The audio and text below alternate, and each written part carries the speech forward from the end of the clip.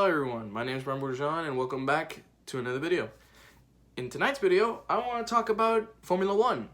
And I want to talk about the qualifying session today in Formula 1, as it's a pretty popular one for certain reasons. I want to get to the main point.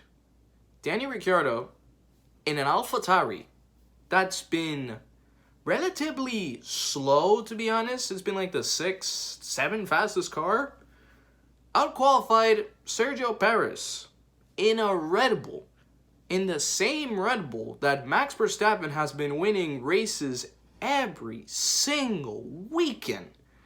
Besides Singapore, but to be honest, for some reason Verstappen becomes human in Singapore. And so does Red Bull. I don't know why.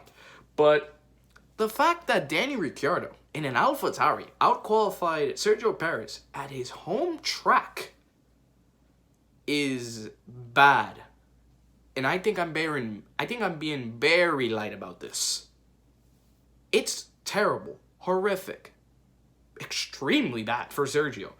Because if we remember 2021 Belgium rain qualifying session, George Russell in a Williams almost got pole position over Hamilton, Verstappen. Funny enough, the only driver he got beat in that qualifying in 2021 was none other than Max Verstappen. I mean, Russell in a Williams starting P2 for the Belgium 2021 race was insane. I don't think anyone could have expected that. I feel like, while today is maybe not the same, but when you look at the potential implications it could do in a team, it's plenty. Because when Russell got that, second place starting position at Belgium, which would technically end up being a podium as they never raced, it could, this could be very much the same thing. Ricciardo outqualifying Perez could very much be leaning towards the fact that Ricciardo might as well already could potentially be in Red Bull next year replacing Perez. Where does Perez go? Chinese F4? Afghanistan? I don't know. I mean, it's bad. It is bad that Perez gets outqualified by Ricciardo, who's in an ALPHATAURI. It's bad. And first of all, though, insane amount of credit to Daniel Ricciardo. This is the Daniel Ricciardo we've been craving to see for the longest amount of time. This is the Ricciardo I feel like we should have seen when he was with McLaren, when he was with Lando Norris. Fast, extremely fast. And I mean, again, he was only 0.2 of a second behind pole sitter Charles Leclerc. And by the way, a Ferrari 1-2 at Mexico? No one expected that. I promise you, no one expected that. Because even starting the weekend, Ferrari had a bunch of issues with their cars too. Sainz had hydraulic issues. Leclerc, I believe, had some issues with the engine. Some things that happened. But hey, fair play to Ferrari too. They have fixed the issues. They've made the car even faster too. I mean, race day is going to be different. But fair play. A 1-2? I mean, when was the last time Ferrari got a 1-2? I don't remember. But fair play.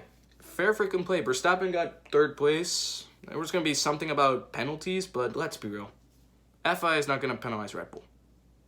It's been that way this season. I doubt it. And they're not going to touch Verstappen when it comes to penalties. I doubt it. So, more than likely, Verstappen's going to start 3rd. And the past couple races in Mexico, if you start 3rd place, you're going to be 1st place by the end of lap 1. It's almost a given. So Verstappen's in prime position tomorrow. And that's for Ricciardo in 4th. Who knows? I mean, in an ALPHATAURI, for that ALPHATAURI this year, that is unknown territory. 4th place at the front of the grid, that is unknown territory. But not for Daniel Ricciardo. It's not unfamiliar territory for him. Hopefully, who knows what could happen. Tomorrow is going to be a completely different day. You have Lando Norris starting 19th. Ocon 16th, Albon, who showed great pace in FP1 and FP3, in 14th. I mean, who knows how the results are going to be by the end of the race tomorrow. And by the way, according to Formula Data Analysis on Twitter, Lando Norris, or there was some source that I checked, Lando Norris was the quickest in race pace simulation. So, I mean, granted though, Lando is now starting from the back, so he's going to have to rely a lot on strategy to make his way up to the front to maybe even have a chance to win. Although he seems to be allergic to winning right now, so yeah. So we'll see what happens. We'll see what happens.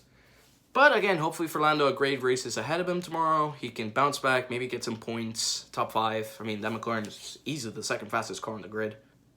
Granted, maybe not this weekend, but who knows? But nonetheless, definitely a very interesting qualifying today at Mexico. And by the way, Aston Martin are, 13th and 18th. Those upgrades sure do work. They really, really do. They're now a midfield team now. We're back in 2022, for God's sake. But yeah, that's what I wanted to talk about. I want to maybe post a video about the Xfinity race, the finish tonight, which was bonkers. A lot to talk about, so maybe a video could come out soon. But nonetheless, thank you all for watching. Please like, subscribe, that would help me out a lot. And I will see you all tomorrow, as I will be making plenty of videos tomorrow. Bye-bye.